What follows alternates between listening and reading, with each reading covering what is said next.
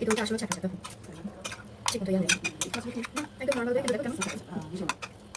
আমি দেখো এই আগে কিন্তু কোনো আইটেম চলে যাবে